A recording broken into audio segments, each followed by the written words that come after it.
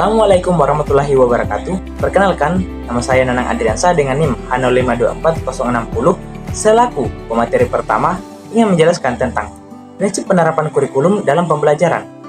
Berdasarkan hasil wawancara dengan guru di SDN 58 Pangale, ditemukan bahwa penerapan kurikulum merdeka di sekolah tersebut telah mengintegrasikan prinsip kurikulum pembelajaran yang mendukung perkembangan peserta didik yang meliputi 1.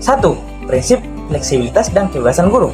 Salah satu prinsip utama kurikulum merdeka adalah memberikan kebebasan kepada guru untuk mengembangkan tujuan pembelajaran, materi, metode, dan media sesuai dengan kondisi dan karakteristik siswa.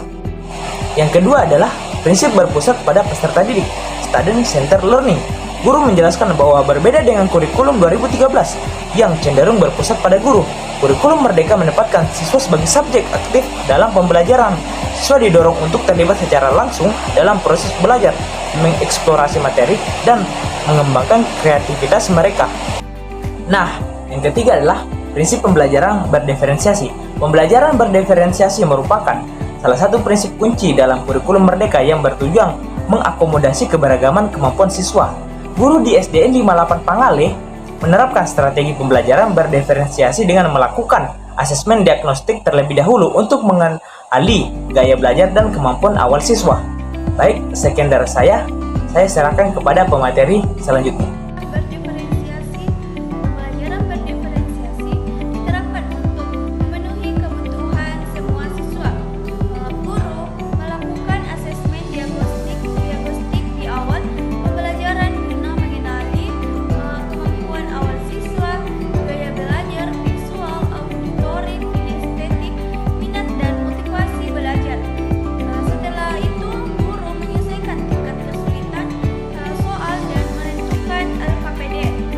Membagi kelompok belajar berdasarkan kemampuan memberikan pendamping lebih intensif bagi siswa yang membutuhkan. Pendekatan ini membuat setiap siswa mendapat kesempatan yang sama untuk berkembang sesuai potensinya. Prinsip holistik dan kolaboratif. Kurikulum merdeka menekankan pendidikan yang menyeluruh dan berimbang antara kognitif, afektif, dan psikomotorik. Guru tidak hanya mengajar capaian akademik tetapi juga menumbuhkan nilai-nilai seperti kerjasama, disiplin, dan empati. Contoh penerapan di SDN 58 Pangale yaitu pertama, dalam pembelajaran IPAS, siswa memahami konsep ilmiah kognitif, menunjukkan kepedulian terhadap lingkungan afektif, serta melakukan eksperimen sederhana psikomotorik. Kolaborasi guru, siswa, dan orang tua diperkuat melalui kegiatan proyek penguatan profil Pancasila P5.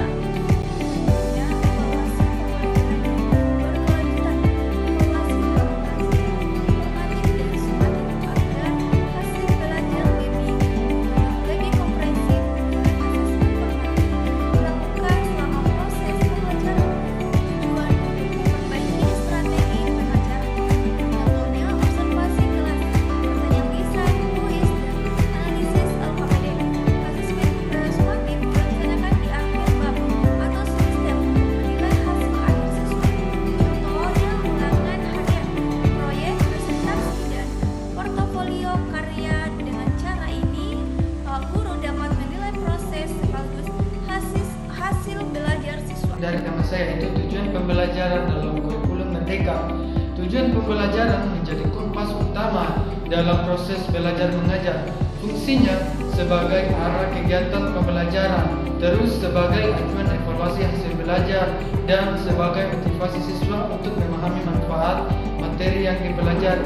Guru menyusun tujuan berdasarkan capaian pembelajaran yang disebut dengan CP yang ditetapkan pemerintah, lalu menjabarkannya dengan alur tujuan pembelajaran yang disebut dengan ATP yang lebih spesifik sesuai karakter siswa. Nah, ranah tujuan menurut taksonomi Bloom. Tujuan pembelajaran mencakup 3 ranah utama, yaitu ranah kognitif yang disebut dengan pengetahuan, yang di dalamnya itu mengingat, memahami, menerapkan, menganalisis, mengevaluasi, mencipta.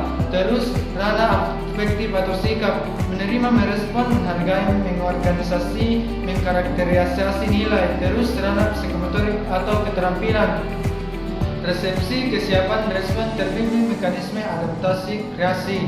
Dan guru mengintegrasikan ketiga hal ini agar siswa berkembang secara intelektual, emosional, dan praktikal.